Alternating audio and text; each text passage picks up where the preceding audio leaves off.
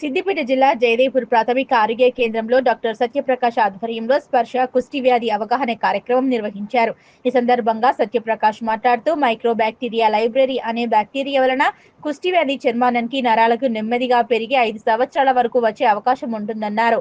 కుష్టి వ్యాధి మచ్చలు రంగు కొంచెం తక్కువ లేదా రాగి రంగు కలిగి ఉంటాయని, మచ్చల పైన స్పర్శ ఉండదని, దేహంలో ఎక్కడైనా రావచ్చునని, పరుచుకులు పోవటం మొదలగు లక్షణాలు కనిపిస్తాయన్నారు. ఇలాంటి లక్షణాలు కనిపిస్తే దగ్గరలోని ఆరోగ్య కేంద్రాలను కార్యకర్తలను గాని ఆరోగ్య కేంద్ర డాక్టర్ని సంప్రదించాలన్నారు. ఈ కార్యక్రమంలో జితేందర్ రెడ్డి, పిహెచ్సిఓ శ్రీమతి, సూపర్వైజర్ జయ, స్వరూప, ప్రాథమిక ఆరోగ్య కేంద్రం సిబ్బంది పాల్గొన్నారు.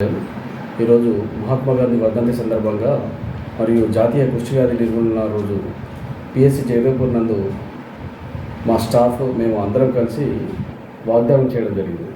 ఇది కుష్టి వ్యాధి నిర్మూలన గురించి. ఈ కుష్టి వ్యాధి ప్రధానంగా ఏ విధంగా వస్తుంది, ఏ విధంగా అవుతుంది అనే దాని మీద ప్రజలకు అవగాహన కల్పించి తర్వాత వాగ్దానం చేయడం జరిగింది. మెయిన్గా ప్రధానంగా వచ్చేసి తెల్లటి మచ్చలు, స్పర్శలేని మచ్చలు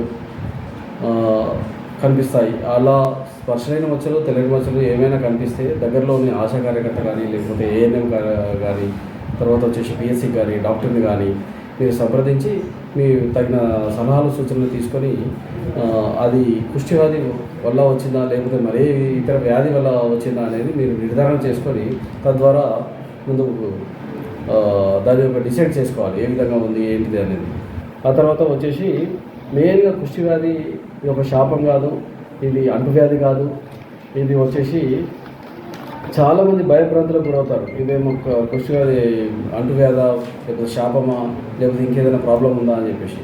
ఆ తర్వాత ఈ వ్యాధి సోకిన వాళ్ళకి మెయిన్గా చేతిలోకి కాళ్ళకి రావడము, బలహీనత కావడము, తర్వాత వచ్చేసి ఇంకా ఎక్కువ వ్యాధి తీవ్రత పెరిగితే వాటి యొక్క కాళ్ళు చేతులు తెగి పడిపోవడము ఆ విధంగా జరుగుతుంటాయి. ఎక్కువ వ్యాధి తీవ్రత ఎక్కువ అవుతాయి. సో మొట్టమొదటినే దాన్ని గమనించి తగిన ట్రీట్మెంట్ తీసుకుంటే ఈ వ్యాధి కంట్రోల్లో పెట్టుకోవడానికి అవకాశం ఉంది. వ్యాధి ప్రస్తుతం మన దగ్గర జయదేవ్పూర్ మండలంలో ఏ మాత్రం ఒక కేసు కూడా నిర్ధారణ లేదు. ఇంకా ఎవరికైనా ఏదైనా డౌట్ ఉంటే దగ్గరలో ఉన్న పిఎస్సి జయదేవ్పూర్ని సంప్రదించగలరు.